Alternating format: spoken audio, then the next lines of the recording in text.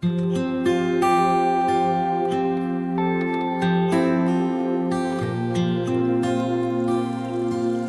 우리 말씀 보시겠습니다. 은혜 받으실 기록된 하나님의 말씀은 아모스 9장, 드디어 이제 마지막 장입니다. 아모스 9장 1절에서 15절 말씀 보시겠습니다. 구약성서 1282쪽에 있습니다.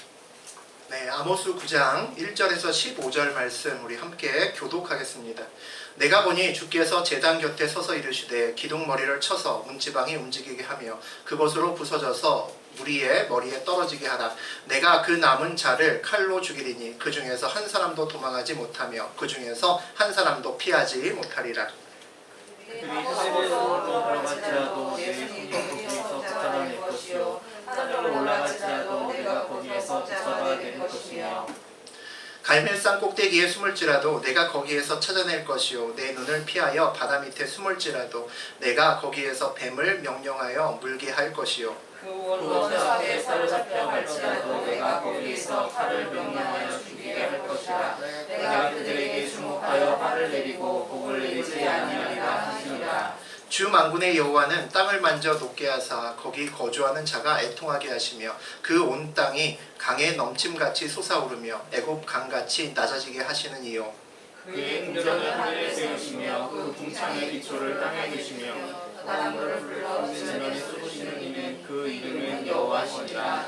여호와의 말씀이니라. 이스라엘 자손들아 너희는 내게 구수 족속 같지 아니하냐. 내가 이스라엘을 애굽 땅에서 블레셋 사람들을 갑돌에서 아람 사람을 기르에서 올라오게 하지 아니하였느냐. 보라 주의 영이 범죄한 나라를 주목하오니 내가 그것을 지면에서 멸하리라. 그러나 야곱의 집은 온전히 멸하지 아니하리라. 여호와의 말씀이니라. 보라 내가 명령하여 이스라엘 족속을 만국 중에서 체질하기를 채로 체질함같이 하거니와 그 한 알갱이도 땅에 떨어지지 아니하리라. 내 백성 중에서 말하기를 화가 우리에게 밀지 아니하면 밀지 아니하리라 하는 모든 죄는 칼에 죽으리라. 그날에 내가 다윗의 무너진 장박을 일으키고 그것들을 틈을 막으며 그 허물어진 것을 일으켜서 옛적과 같이 세우고 그들의 망령을 펴 내 이름을 걷는 마음을 기억으로 오게 하리라. 이 일을 하시는 여호와의 말씀이니라. 여호와의 말씀이니라. 보라 날이 이를지라 그때에 파종하는 자가 곡식 추수하는 자의 뒤를 이으며 포도를 밟는 자가 씨 뿌리는 자의 뒤를 이으며 산들은 담 포도주를 흘리며 작은 산들은 누구리라. 내가 내 백성 이스라엘이 사로잡힌 것을 돌이키니 그들이 황폐한 성읍을 건축하여 거주하며 포도원을 가꾸고 그 물들을 마시며 가운들을 만들고 그 열매를 먹으리라. 함께 읽습니다. 내가 그들을 그들의 땅에 심으리니 그들이 내가 준 땅에서 다시 뽑히지 아니하리라. 내 하나님 여호와의 말씀이니라. 하나님 말씀입니다. 네, 우리 아모스 제일 마지막 장이죠. 우리 9장 1절에서 15절까지 함께 보셨습니다. 우리 그 내용 가지고 말씀을 붙들면 넉넉히 이긴다. 말씀을 붙들면 넉넉히 이긴다라는 제목으로 함께 은혜 나누겠습니다. 우리 지난주에 아모스 8장은 하나님께서 여름 과일 바구니의 환상을 보여주심으로 시작을 했습니다. 하나님의 네 번째 환상이었고요. 심판의 때가 가까웠음을 경고하셨고 그리고 특히 높은 위치에 있는 부자들에 대해서 하나님이 말씀하셨습니다.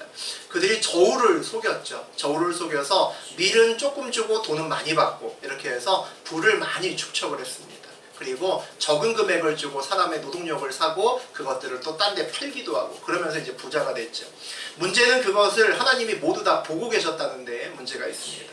그 심판의 날에 하나님께서 말씀의 기근을 내리시겠다라고 지난 시간에 말씀하셨죠. 아무리 찾아도 어느 사방팔방에서 다 찾아봐도 너희가 하나님의 말씀을 붙들 수 없을 거다라고 말씀하셨습니다. 하나님 믿는 자에게 내려지는 가장 최악의 상황은 말씀의 부재죠. 내가 붙들 수 있는 말씀이 없는 겁니다. 그런 상황으로 몰아가시겠다라고 말씀하셨죠. 오늘은 아모스의 마지막 장 9장입니다. 이제 오늘 아모스 마무리하고 다음 시간에는 아주 생소한 오바댜라고 하는 여러분 거의 말씀 들어본 적이 없으실 오바댜라고 하는 다른 선지서로 넘어갈 예정입니다. 오늘 아모스의 마지막 말씀 나누면서 은혜 받으시고 또 여러분의 말씀을 기억하시는 시간 되셨으면 좋겠습니다. 네, 우리 1절 같이 한번 읽어보겠습니다. 내가 보니 주께서 제단 곁에 서서 이르시되 기둥머리를 쳐서 문지방이 움직이게 하며 그것으로 부서져서 우리의 머리에 떨어지게 하라. 내가 그 남은 자를 칼로 죽이리니 그 중에서 한 사람도 도망가지 못하며 그 중에서 한 사람도 피하지 못하리라. 심판의 날을 보여주시는 우리 하나님의 마지막 5번째 환상으로 시작을 합니다. 5번째 환상은 북왕국의 베델 성소, 중앙성소죠. 중앙성소에 제단에 서 계시는 하나님을 보게 됩니다. 하나님께서 그곳에서 기둥에 머리를 쳐서 문지방이 흔들리게 해서 무너뜨려서 그곳에 기도하고 있는 사람들을 몽땅 다 죽이겠다. 그렇게 말씀을 하십니다. 보통 이제 우리가 어떤 건물이 무너지게 한다라고 얘기할 때 상식적으로는 아래를 보통 치죠. 기둥에 아래를 쳐서 위를 흔들게 해서 쏟아지게 만드는 것이 기본인데 오늘 말씀은 이제 반대로 되어 있습니다. 아래를 보통 치면 건물의 일부만 무너지지만 잘 생각해 보면 위를 친다는 것은 지붕이 몽땅 다 아래로 떨어지게 한다는 의미를 갖고 있습니다. 아래를 치면 진동이 어디서부터 올까요? 아래부터 오겠죠. 그럼 기도하는 사람이 땅이 흔들리네? 놀라서 도망갈 수 있는 시간이라도 있을 겁니다. 그런데 위가 먼저 흔들리면 지붕이 떨어지고 나서야 아래쪽에 진동이 오겠죠. 한 사람도 밖으로 도망가기 어려울 겁니다. 위를 치심은 건물을 부시는 것이 목적이 아니라 그 안에 있는 사람들의 생명을 빼앗는 것이 목적이라는 거죠. 그 성전에 모여있는 사람들의 모든 생명을 하나님이 취하시겠다라고 말씀하시는 겁니다. 심지어는 그것을 혹시나 피해서 도망갈지라도 하나님이 칼로 그 사람을 죽이겠다라고 말씀하십니다. 그 중에서 한 사람도 도망하지 못하여 그 중에서 한 사람도 피하지 못하리라. 완전히 진멸하신다는 거죠. 우리가 진멸한다는 내용이 나오게 되면 머릿속에 하나 기억나는 것이 하나님의 거룩한 전쟁입니다. 하나님의 거룩한 전쟁에서는 몽땅 다 생명 있는 것들을 진멸하라고 말씀하시죠. 하나님이 진멸하신다라고 했을 때 그 진멸의 대상이 되는 사람들은 보통 하나님의 계획에 반하는 사람, 대적들입니다. 하나님의 계획과 하나님의 역사를 방해하는 그런 사람들을 하나님께서 가끔 진멸하라고 이야기를 하시죠. 우리가 다루었던 이 거룩한 전쟁, 성전의 대표적인 예 중에 하나가 우리 수요일날 사무엘상 다루니까 거기서 보게 되면 사울에게 아말렉을 치라고 할 때 아말렉을 진멸하라고 하나님이 말씀하십니다. 그들이 출애굽 때 이스라엘이 나와서 가나안 땅으로 가는 여정을 방해했거든요. 하나님의 그 원하시는 계획을 반대해서 방해했던 그런 것을 기억합니다. 그래서 하나님께서 나중에 사울에게 네가 그들의 죄를 물어서 진멸해라. 아무것도 살려두지 말라라고 얘기를 했습니다. 근데 사울이 거기 가서 사람들은 다 죽였는데 그 다음에 살찐 소도 데리고 오고 살찐 양도 데리고 오고 또 아말렉의 왕 아각도 데리고 옵니다. 그 사건을 통해서 결국 사울이 버림받게 되는 결정적인 일이 벌어지죠. 그런데 오늘 이 진멸의 대상이 북왕국이 됩니다. 진멸이라는 말이 나오는 것은 영적 전쟁이 그 안에 분명히 있을 때 진멸이라는 이야기가 나옵니다. 그냥 육적으로 잘못한 것 같고 하나님이 진멸하라고 이야기하지 않으십니다. 영적인 이유가 있다는 것은 그 진멸하는 것 안에 하나님이 정말 싫어하는 것이 그 안에 있다는 거죠. 그게 진멸에 대한 이야기입니다. 오늘 무너진 곳은 성소입니다. 우리 성전이죠. 우리 성전은 왜 갑니까? 우리 교회는 왜 오나요? 환난에서 피하기 위해서 오고 또 구원을 받기 위해서 성전에 옵니다. 그런데 구원받아야 될 성소에서 구원이 아니라 생명이 아닌 죽음의 장소가 된다는 거죠. 심판의 장소가 된다는 겁니다. 왜 그럴까요? 죄의 문제가 해결되지 않았기 때문이죠. 우리 앞에 있는 많은 문제들은 여러분 앞에 있는 문제, 제 앞의 문제도 마찬가지입니다. 많은 문제들은 그 뒤에 영적인 문제가 보통 숨어 있습니다. 배후에 함께 있죠. 그래서 우리가 어떤 문제를 만나면 그 문제를 그냥 보는 것뿐만 아니라 이 문제 뒤에 무엇이 있는가를 볼 수 있는 그런 눈이 반드시 있으셔야 됩니다. 그런 눈으로 우리가 보는 것을 하나님의 시각으로 문제를 본다라고 이야기를 하죠. 우리의 문제는 많은 경우에 그 안에 죄와 또 믿음의 문제와 연결되어 있습니다. 세상 사람들은 어떤 문제를 만나면 이 문제 어떻게 풀지? 현실적으로 어떻게 풀면 될까? 돈이 좀 필요한데 이거 누구한테 빌리면 되지? 이거 문제 풀어야 되는데 어떤 전문가를 만나면 되지? 이렇게 문제를 접근합니다. 사람을 찾고 또 방법을 구하고 돈을 구하러 쫓아다니죠. 우리는 이 문제 뒤에 무엇이 있느냐를 먼저 봐야 됩니다. 우리의 죄와 믿음과 이 문제가 어떻게 연결되는지를 먼저 파악하셔야 된다는 거죠. 내가 이 문제 앞에 왜 서야만 되는지를 먼저 보셔야 됩니다. 이 문제를 하나님과 연결하는 시각으로 보셔야 된다는 거죠. 영적인 문제를 육적으로 접근하면 온전히 풀리지 않습니다. 당장은 내 머리로, 당장은 어떤 전문가를 만나서 이 문제가 넘어간 듯 보이지만 또 옵니다.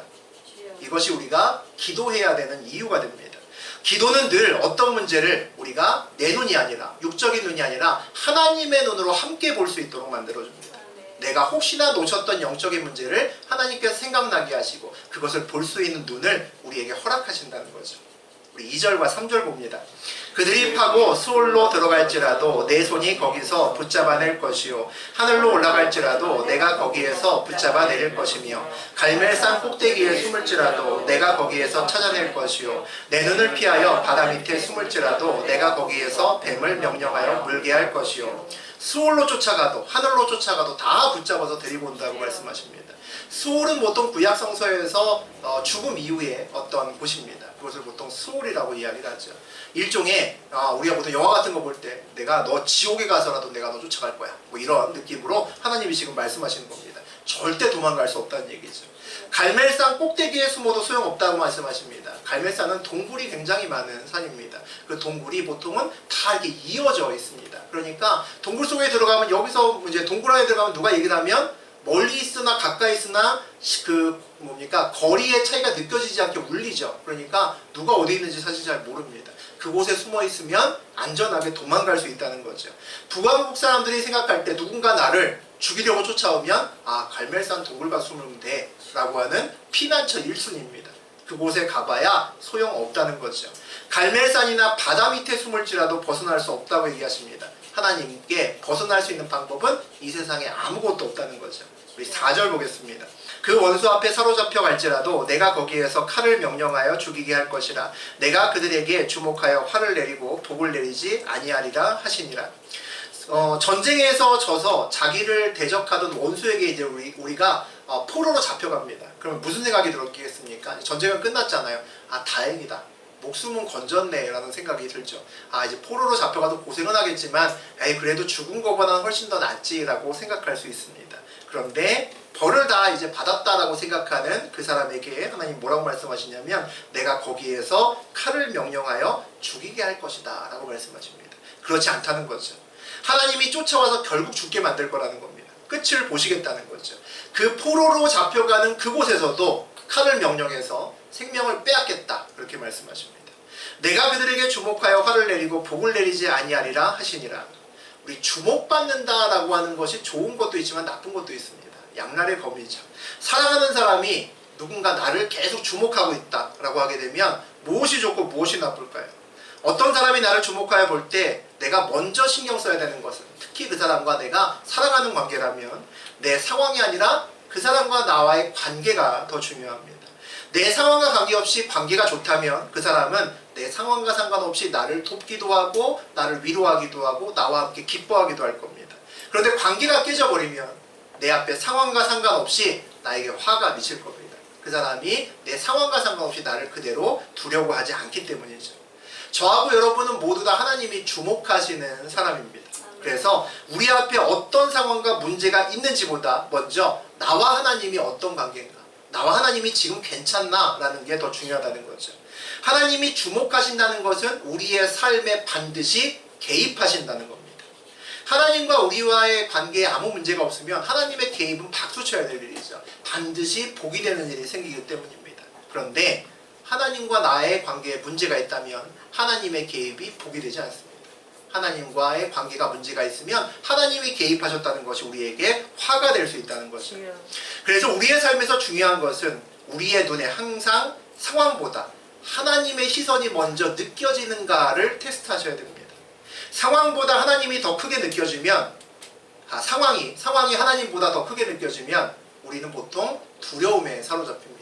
큰일 났네. 하나님이 잘 보이지 않는다는 거죠. 하나님이 더 크게 느껴지면 반대로 담대한 마음을 가질 수 있습니다. 기도하지 않는 것은 하나님의 시선이 잘 느껴지지 않기 때문입니다. 날 주목하신다고 하는 것이 잘 느껴지지 않기 때문이죠.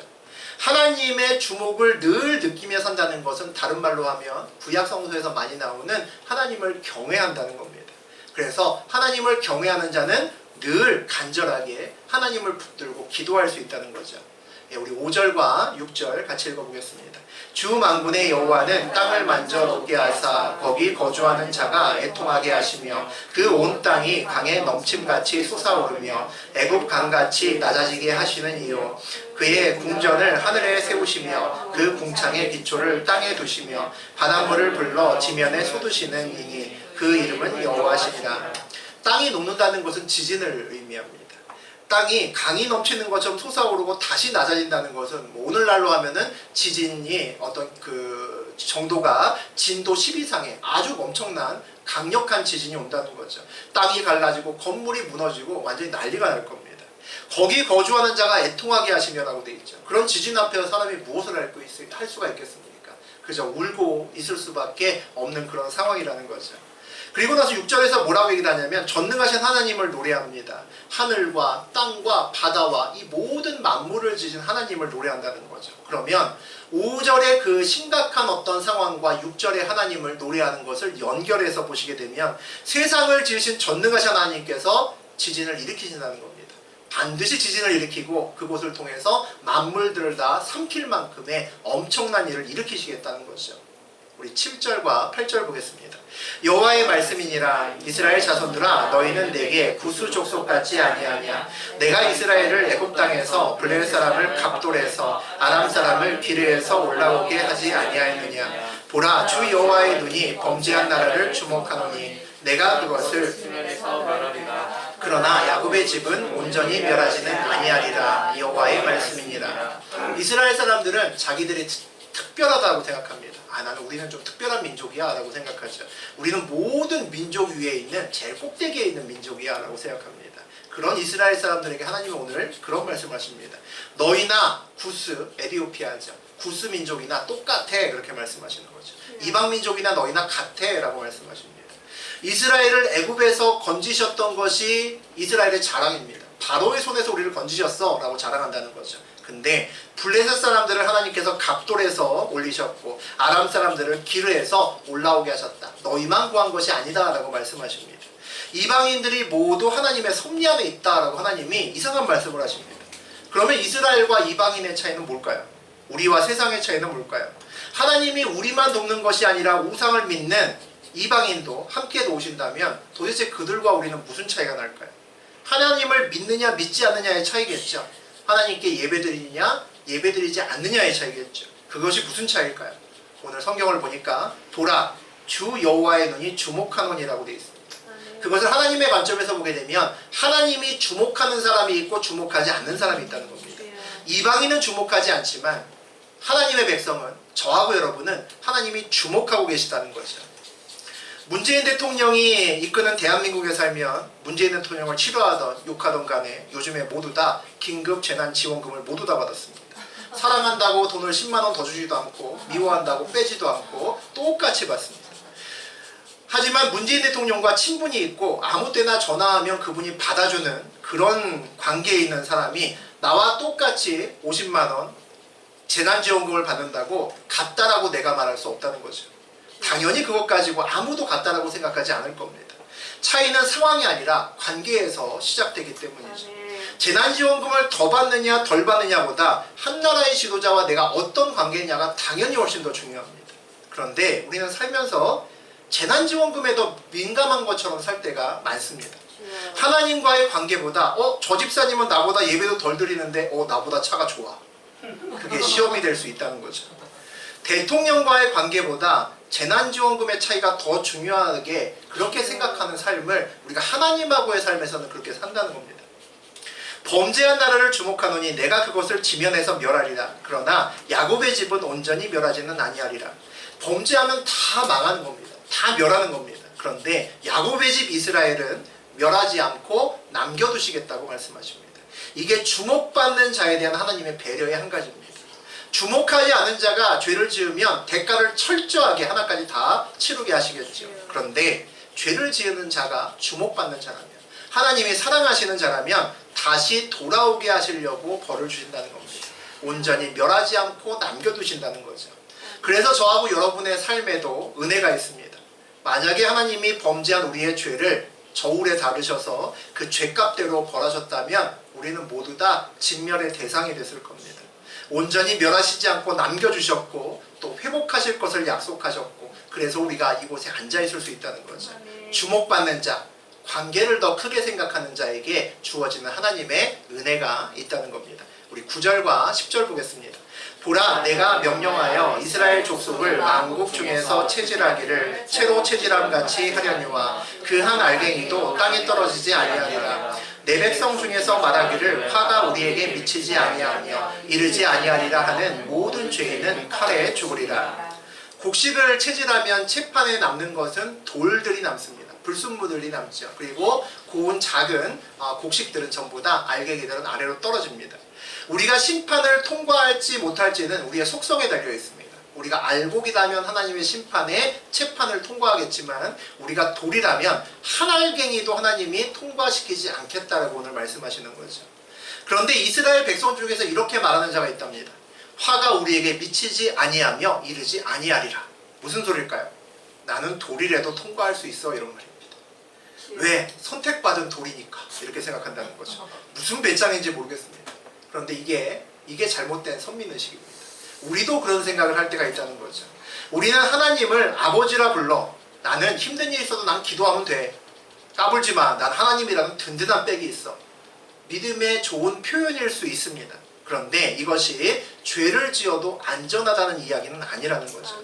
불법을 저지르고 잘못 살아도 난 괜찮을 거야. 나는 하나님이 지켜주실 거야 라고 생각하는 것은 이상한 믿음입니다. 근거 없는 믿음이라는 거죠.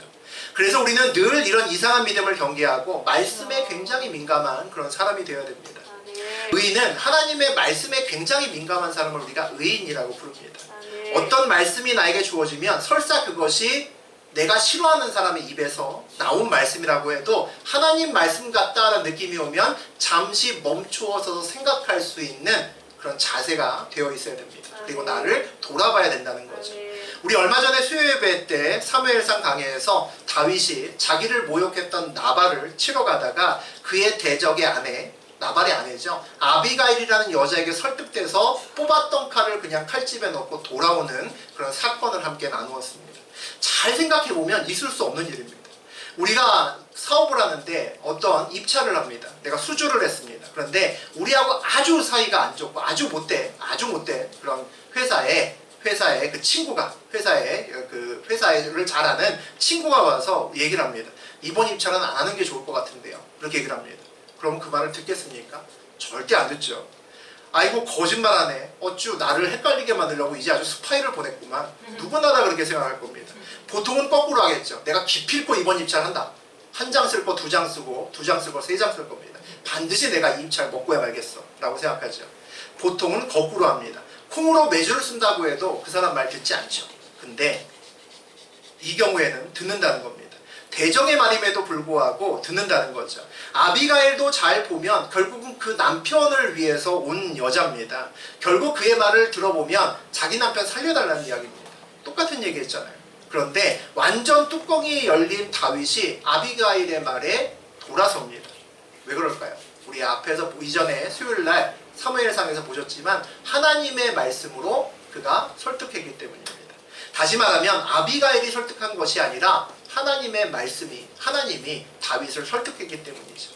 이게 참 알면서도 참 어려운 겁니다. 알면서도 삶에서 실천하기 참 어렵다는 거죠. 그런데 다윗은 그렇게 살았습니다. 다윗은 원수의 입에서도 하나님 말씀이 나오면 그 말씀을 붙들고 묵상하고 다시 생각해 봤다는 거죠. 그래서 다윗을 대단하다고 하는 거고, 그래서 다윗을 하나님 마음에 합한 자라고 부르는 겁니다. 우리도 다윗처럼 말씀에 예민해야 됩니다. 하나님은 괜히 성경책에 그냥 이상적인 말씀을 쓰여놓지 않으십니다. 성경책에 있는 말씀은 다윗도 우리와 똑같은 사람이고 우리도 하나님의 붙들림 받으면 우리도 그렇게 살라고 하시는 거기 때문에 그렇게 기록되어 있다는 거죠. 우리도 원수의 입에서라도 하나님의 말씀이 나오면 그 말씀을 붙들고 다시 한번 생각해 볼 수 있는 그런 자세가 되어야 됩니다. 이게 되지 않으면 우리 인생길에서 채판에 남아있는 돌이 될 수 있습니다. 내가 성공하고 돈이 많아지고 힘이 세지면 나에게 쓴 말, 바른 말 하는 사람들이 점점 줄어듭니다. 대적의 말이라도 혹시 그 안에 하나님의 메시지가 있지 않을까? 라고 살피는 민감함이 없으면 채판에 돌이 되는 그런 날이 올 수 있다는 거죠. 나는 괜찮아. 나는 예배드리고 난 하나님 말씀에 민감하고 노력하거든. 라는 말로 해결되지 않을 수 있습니다. 우리 11절과 12절 보시겠습니다. 그날에 내가 다윗의 무너진 장막을 일으키고 그것들의 틈을 막으며 그 허물어진 것을 일으켜서 대적과 같이 세우고 그들이 에돔의 남은 자와 내 이름으로 일컫는 만국을 기업으로 얻게 하리라. 이 일을 행하시는 여호와의 말씀입니다. 징계하시나 채판으로 거르시나 온전히 멸하시지 않고 남기심에 그런 은혜를 주신다고 아까 이야기를 했죠. 그것은 깨우치고 다시 돌아오게 하는 것이 목적이라는 겁니다. 그 회복의 날에 오늘 보니까 허물어진 것들의 틈을 막고 일으켜서 다윗의 무너진 장막을 세우겠다라고 하나님이 약속을 주십니다. 다윗의 나라는 하나님께서 약속하신 영원한 나라입니다. 무너지지 않는 나라죠. 하나님은 다윗의 나라를 온 이방의 나라 위에 세우시겠다라고 그렇게 약속하셨습니다. 회복의 날에 온전한 다윗의 나라가 세워지고 모든 이방 나라들을 기업으로 얻게 하신다고 오늘 다시 약속하고 있다는 거죠. 어려운 일을 당할 때 신앙이 있는 자가 다 잘 될 거야 라고 얘기하는 것과 하나님을 믿지 않고 신앙이 전혀 없는 사람이 그냥 다 잘 될 거야 라고 하는 것과는 큰 차이가 있습니다. 신앙이 없는 자는 그저 긍정적인 마인드에서 나오는 겁니다. 긍정적으로 사고해야 돼. 내가 자꾸 잘 된다고 해야 잘 되는 거야 라는 식으로 생각을 합니다. 잘 생각해보면 근거가 없는 감정적으로 그냥 기대는 말일 뿐입니다. 하지만 신앙이 있는 자가 그런 말 할 땐 다릅니다. 그 말에는 반드시 근거가 있기 때문입니다. 이 일을 행하시는 여호와의 말씀이니라 라고 오늘 본문에 나와 있죠. 포로로 잡혀가고 나라를 잃어도 다윗의 나라가 다시 세워질 거야 라고 선포할 수 있는 것은 하나님 말씀이 그 근거에 있기 때문입니다. 그래서 우리는 늘 상황보다 약속의 말씀이 먼저입니다. 말씀이 주어지면 어떤 상황에서든지 간에 우리는 그 상황에 묶이는 것이 아니라 말씀에 묶일 수 있기 때문이죠. 세상은 상황에 따라 감정에 너를 띠게 돼 있습니다. 어렵다가도 무언가 조그마한 빛이 보이면 얼굴이 환해집니다. 웃다가 잘 될 것 같아 웃다가 그 빛이 사라지고 나면 다시 나락으로 떨어진다는 거죠. 그런데 믿는 사람은 그렇지 않습니다. 붙들 말씀이 주어지면 환하게 웃고 말씀이 사라지면 그 자리에서 웁니다. 그게 말씀을 붙든 자, 신앙인의 차이인 거죠. 하나님 말씀은 곧 소망이고 말씀은 곧 약속이기 때문입니다. 약속은 붙드는 자를 위한 것입니다. 약속은 했지만 안 믿으면 아무 소용없는 거죠. 그래서 약속은 아멘으로 붙들고 확신하고 삶으로 살아있는 자의 몫입니다. 약속을 삶으로 붙드는 것을 성경에서는 믿음이라고 이야기를 합니다. 비가 올 거야 라고 하나님이 말씀하셨습니다. 그런데 우산이 있나 없나를 먼저 찾아보는 사람이 있고 창문을 열고 날씨부터 보는 사람이 있습니다. 우산을 먼저 본다면 말씀이 우선이라는 거죠. 믿음이 우선이라는 겁니다. 비가 온다니까 우산 갖고 가야겠다 라고 생각하는 거죠. 창문을 열고 날씨부터 본다는 것은 상황이 우선이라는 겁니다. 비를 내가 내리기를 기다렸고 또 기도했고 비가 온다는 응답을 받았는데 창문을 열고 보니까 햇빛이 쨍쨍 납니다. 비 안 오겠네. 한숨을 푹 쉰다는 거죠. 말씀으로 삶을 이기셔야 됩니다. 말씀을 삶으로 붙드시는 저하고 여러분이 되셔야 하나님의 말씀이 우리 앞에서 이루어지고 그 기간을 온전한 믿음으로 평안함으로 걸어갈 수 있습니다. 우리 13절 같이 보겠습니다. 여호와의 말씀이니라 보라 날이 이를지라 그때에 파종하는 자가 곡식 추수하는 자의 뒤를 이으며 포도를 밟는 자가 씨 뿌리는 자의 뒤를 이으며 산들은 담포도주를 흘리며 작은 산들은 녹으리라. 아모스서는 선지서니까 주로 막 야단치는 내용이죠. 야단치는 내용이고 심판의 내용인데 그 마지막은 굉장히 아름답습니다.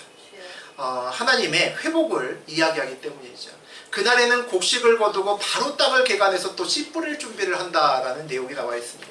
씨를 파종한다는 것은 소망이 있기 때문에 파종하는 거죠. 소망이 있는 사람은 씨를 뿌리지만 소망이 없는 사람은 씨를 뿌리지 않습니다. 당장 내가 내일 죽을지 모레 죽을지 모르는데 왜 씨를 왜 뿌립니까?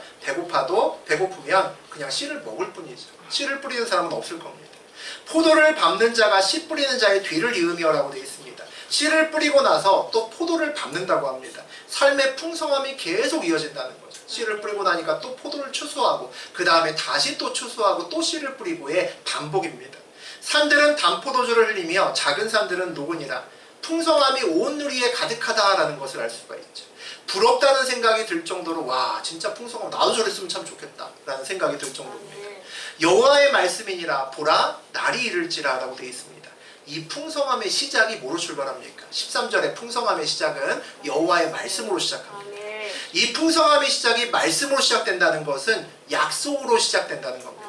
우리의 풍성함의 모습이 이런 모습이 되어야 된다는 거죠. 하나님의 약속이 저하고 여러분의 삶에서 정말 이루어질 때 그 모습이 이렇다는 겁니다. 우리가 말씀을 약속으로 붙들고 살아가야 되는 이유죠. 14절과 15절 우리 마지막으로 읽어보겠습니다. 내가 내 백성 이스라엘이 사로잡힌 것을 돌이키리니 그들이 황폐한 성읍을 건축하여 거주하며 포도원들을 가꾸고 그 포도주를 마시며 과원들을 만들고 그 열매를 먹으리라. 내가 그들을 그들의 땅에 심으리니 그들이 내가 준 땅에서 다시 뽑히지 아니하리라. 내 하나님 여호와의 말씀입니다. 이스라엘이 포로에서 돌아오고 무너진 성읍이 다시 건축되고 그리고 약속의 땅에서 거주합니다. 포도원에서 다시 포도가 맺히고 열매를 먹는다라고 되어 있죠. 온전한 회복이 일어났습니다. 그들이 내가 준 땅에서 다시 뽑히지 아니하리라. 이 문장이 나오죠. 무슨 얘기일까요? 하나님이 믿는 자에게, 하나님의 길을 걷는 자에게 환난과 고난을 그냥 허락하시는 이유입니다. 믿음을 더 단단하게, 흔들리지 않는 믿음을 갖게 하기 위함이죠. 그래서 다시는 뽑히지 않는 그런 강한 믿음을 갖게 하기 위함입니다. 그래서 살아있는 우리 생명을 붙들고 사는, 하나님을 붙들고 사는 우리 모두에게 환난은 우리의 믿음과 연결되어 있습니다.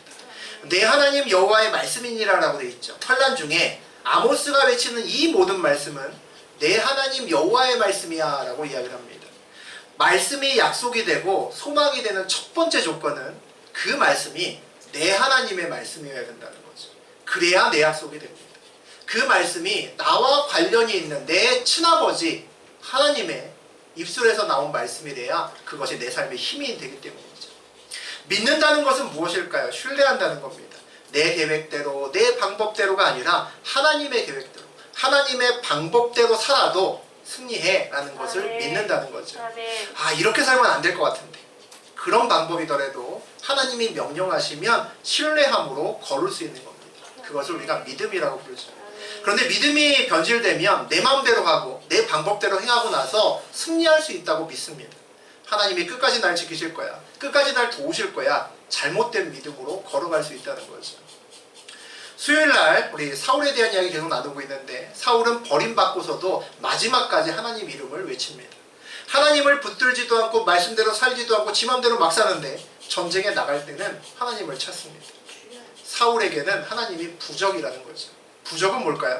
내 꿈을 이루어지는 도구죠. 그게 부적입니다. 내 뜻대로 가면서 부적을 가슴에 품고 갑니다. 무슨 의미인가요? 내 뜻대로 가는 이 길이 형통하기를 바라는 마음에 부적을 품고 걸어가죠. 그리고 왠지 모르게 일이 잘 될 거야 라는 그런 감성적인 느낌을 갖습니다. 하나님은 내 꿈을 이루어주는 도구가 아닙니다. 하나님의 꿈을 이루는데 우리가 도구가 되어야 되는 거죠. 전능하신 하나님의 꿈은 반드시 이루어집니다. 하나님의 계획은 항상 정확한 때에 100% 이루어지게 되어 있습니다. 그래서 하나님께 쓰임받는다는 것은 우리가 하나님의 도구로 하나님의 정해진 승리의 그 계획에 함께 동참한다는 의미입니다. 우리가 그렇게 걸어갈 때 진정한 승리를 맛볼 수 있다는 거죠. 그것이 우리 인생길의 믿음입니다. 다윗의 믿음이 그런 것이었습니다. 다윗이 사울에게 쫓기는 시간에 세상적으로 보면 그에게 무슨 소망이 있었을까요? 그런데 다윗은 절망 중에도 소망을 붙드는 것을 멈추지 않았습니다. 왜냐하면 다윗에게는 거듭되는 말씀이 있었기 때문입니다. 다윗이 하나님의 선지자 사무엘에게 기름을 부음을 받았죠. 너 왕이 될 거야 라고 기름 부음 받았습니다. 그리고 그 기름 부음의 약속이 요나단을 통해서 다시 한번 확인됩니다. 아비가일의 입을 통해서도 다시 한번 확인되죠. 심지어는 그 전에 왕이었던 사울의 입을 통해서도 그 약속이 확인됩니다. 하나님의 약속이 주어지고 그 약속이 반복돼서 확인되면 우리는 그 상황을 넉넉히 이길 수 있습니다. 절망 중에도 소망을 붙들 수 있죠. 말씀이 모든 것을 다 바꿀 수 있기 때문입니다. 이것이 믿는 자의 삶이죠. 상황이 아니라 약속을 붙들고 사는 자의 그런 삶입니다. 그래서 우리는 삶에서 늘 약속을 찾아야 됩니다. 하나님께서 내게 주신 약속이 있나? 말씀이 있나를 내 상황 속에서 늘 물어야 된다는 거죠. 그것이 사명이고 그것이 비전입니다. 사명이 있는 자, 비전이 있는 자는 하나님의 꿈으로 가슴이 가득 차고 행복합니다. 하나님의 꿈을 볼 수 있기 때문이죠. 승리하는 미래가 보장된 자는 지금 현실이 어려워도 상황에 붙들리지 않습니다. 다 지나가거든요. 하나님 외에는 다 지나갑니다. 그래서 우리는 소망 중에도 인내할 수 있습니다. 이 비밀을 아는 신약 성서의 사도 바울이 너무나 유명한 말씀, 다 아시는 말씀입니다. 로마서 5장 3절과 4절 말씀을 합니다. 우리 같이 읽어보자. 다만 이뿐 아니라 우리가 환난 중에도 즐거워하나니 이는 환난은 인내를, 인내는 연단을, 연단은 소망을 이루는 줄 알미로다. 환난 중에 즐겁다라고 이야기합니다. 비밀을 아는 자죠. 어떻게 즐거울 수 있을까? 이 말씀을 잘 보면 이 말씀은 순서대로 읽으면 안 됩니다. 순서대로 읽으면 이해가 잘 안 되고 거꾸로 읽어야 됩니다. 환난 중에 즐거움이 있는 자의 그 마지막에 뭐가 있습니까? 소망이 있습니다. 소망부터 볼 수 있어야 되는 거죠. 내가 소망을 먼저 보고 소망에 대한 확신과 믿음이 있으면 이 앞에 있는 고난이 아니라 연단이구나라는 것을 알게 됩니다. 연단이라는 것을 알게 되면 지나가는 거구나를 알게 된다는 거죠. 내 성품과 믿음을 위한 거구나라는 걸 알게 됩니다. 그러면 연단의 시간을 넉넉하게 인내할 수 있습니다. 내가 믿음이 되면, 내가 성품이 되면 이 시간은 지나가는 것이기 때문입니다. 넉넉히 인내할 수 있다는 것은 그 시간을 온전히 즐기며 기쁨으로 기다릴 수 있다는 거죠. 연단의 시간은 힘듭니다. 그런데 하나님이 인도하시는 훈련의 시간이기 때문에 때마다 하나님의 은혜가 있습니다. 저도 그런 시간을 처음 사회생활하면서 이 길 오기 전에 막바지에 그런 시간을 보냈습니다. 처음에는 되게 힘들더라고요. 그 시간에도 내 힘으로 어떻게든지 뭔가 해보려고 하고 내 힘으로, 내 계획으로 어떻게든지 살려고 노력합니다. 사람도 만나보고 모두 해보고 이것저것 다 해봅니다. 그런데 내가 용을 써도 안 되더라고요. 쓰면 쓸수록 자꾸 길이 막히는 것 같습니다. 그래서 하다가 어느 날 그런 생각이 들더라고요. 제 마음속에 그런 생각이 들었습니다. 몰라. 될 대로 되라. 라는 생각이 제 마음속에 들었습니다. 근데 웃기는 거는 그 다음부터 편해지기 시작하더라고요. 내 힘을 뺀 만큼 상황이 더 편해지기 시작했습니다. 한 번 그런 시간을 지내고 나면 두 번째 비슷한 시간을 지낼 때 다른 자세로 보냅니다. 밖에서 보는 사람들은 와 힘들겠다. 너 어려워서 어떡하냐. 라고 이야기를 하는데 정작 그 안에 있는 저는 별로 안 힘든 겁니다. 내 힘만 빼면 되는 시간이기 때문에 힘만 빼면 모든 것들이 다 형통합니다. 지나서 돌아보면 그 시간을 보면 내가 할 거 다 하고 쉴 거 다 쉬고 재충전할 수 있는 시간이었습니다. 나중에 드는 생각은 뭐냐면 내가 이 믿음 갖고 처음대로 돌아갔으면 그때 그렇게 가슴 졸이고 벌벌 떨고 그렇게 바쁘고 그렇게 힘들고 불안해하면서 그 시간 보내지 않고 그냥 편안하게 있을 수 있었을 텐데 그때는 왜 그랬을까라는 그런 생각이 듭니다. 지금도 주변에서 저희 지방에서도 개척교회 하느냐고 더구나 코로나 때문에 얼마나 힘드냐고 중간중간에 전화를 꽤 많이 합니다. 제가 전화를 받고 나면 괜찮다고 저 잘 지내고 있다고 행복하다고 얘기를 합니다. 근데 안 믿습니다. 아무도 안 믿어요. 힘든 거 다 안다고. 그렇게 자꾸 얘기하시니까 계속 안 힘들다고 할 수 없으니까 그냥 기도해 주셔서 감사하다고 제가 이야기를 하고 보통 끊습니다. 코로나를 통해서 이렇게 계속 부흥하고 있다가 전도를 잘 하지 못하고 주춤한 것은 속상한 일인데 계속 양적으로 아마 계속 성장하면 그런 생각이 들었습니다. 얼마 전에 여러분과 처음에 우리 개척한 여러분과 더 가까이 가고 깊은 신뢰를 쌓을 수 있는 그런 시간이 좀 어려울 수도 있겠구나라는 생각이 들었습니다. 오히려 이렇게 한번 쉬어가면서 같이 기도하고 같이 여러분의 삶에 더 들어갈 수 있는 시간이 있어서 이 시간 동안에 여러분의 믿음을 다시 한번 점검해드리고 함께 도약할 수 있는 또 좋은 시간이다라는 생각이 들었습니다. 그렇게 생각하니까 이 시간이 참 기쁘다라는 생각이 듭니다. 믿음이 있으면 어떤 상황에서도 주신 은혜를 누릴 수 있습니다. 내 이 시간에 내가 무엇을 해야 될까에 집중할 수 있고 그것을 함으로써 즐거움을 누릴 수 있다는 거죠. 그리고 임마누엘 교회를 세우신 하나님의 비전이 교회를 세우기 전부터 미리 보고 시작을 했습니다. 제가 이곳에 세우겠다고 작정하고 세운 것도 아니고 이때 하겠다라고 작정해서 한 것도 아닙니다. 그래서 저는 지금 이 시간이 기쁩니다. 지금의 시간이 아름다운 끝을 위한 연단의 시간일 수 있고 훈련의 과정임을 알고 있기 때문입니다. 여러분 인생길에서도 이런 확신이 반드시 있으셔야 됩니다. 이런 확신이 있으면 미래의 소망에 대한 확신이 지금 여러분의 지금 당장의 현재의 삶을 기쁘게 만들 수 있습니다. 승리의 미래가 여러분의 지금 현재의 삶을 바꿀 수 있다는 거죠. 그것이 믿음 있는 우리의 삶입니다. 그래서 우리는 어려움이 생기면 기도해야 됩니다. 기도로 말씀을 붙들고 기도로 약속을 주님께 받아야 되기 때문입니다. 붙들 약속이 있다면 여러분이 힘들어도 지금 이 시간에 내가 붙들 하나님의 말씀이 있다면 절반은 성공한 겁니다. 나머지 절반은 뭔가요? 그 약속 붙들고 기도하면서 삶으로 말씀을 증거하면 되는 겁니다. 그럼 나머지 절반이 여러분의 인생에서 이루어질 겁니다. 그러면 여러분의 시간은 연단의 시간이 될 수 있지만 넉넉히 인내할 수 있는 시간이 될 수 있고, 그러면 환난 중에도 즐거움을 발견할 수 있는 그런 시간이 될 수 있습니다. 이것이 정말 그리스도인, 살아있는 믿음을 갖고 있는 사람의 비밀입니다. 고난이 우리에게 무엇일까? 우리 한 가지만 더 보죠. 우리 마지막 15절에 보면 어떤 얘기가 나오냐면, 내가 그들의 땅에 심으리니 라고 나옵니다. 아마도 우리가 하나님의 백성인데도, 하나님의 길을 걸으려고 애쓰는데도, 남보다 그래도 조금 더 좀 잘 살아보려고, 또 다르게 살아보려고 애씀에도 불구하고 우리 인생길에 환난이 있는 결정적인 이유가 이거 아닌가 싶습니다. 하나님이 우리를 하나님의 땅, 하나님의 나라에 심으려 하시기 때문입니다. 심겨지지 않으면 작은 바람에도 흔들리잖아요. 심겨지지 않으면 홍수가 나면 흔적도 없이 쓸려 나가겠죠. 하나님이 허락하시는 환난의 시간은 저하고 여러분이 하나님 나라에 뿌리 내리게 하는 시간입니다. 깊은 뿌리를 받게 하는 시간이라는 거죠. 여기에도 우리 중에도 힘드신 분이 있을 겁니다. 지나간 시간도 있고 지나가신 분도 있고 지금 그 시간을 맞이하는 분도 있고 앞으로 또 지나갈 분도 있죠. 지금 이 시간이 하나님께서 여러분을 하나님의 땅에 심으시는 시간입니다. 이 시간이 지나서 온전히 심겨지면 이제 바람도 심지어는 홍수도 넉넉히 이길 수 있는 큰 믿음의 소유자가 되실 겁니다. 말씀에 깊이 뿌리 내렸기 때문이죠. 그렇게 시간을 보내시는 저하고 여러분 되시기를 주의 이름으로 축원드립니다. 아멘.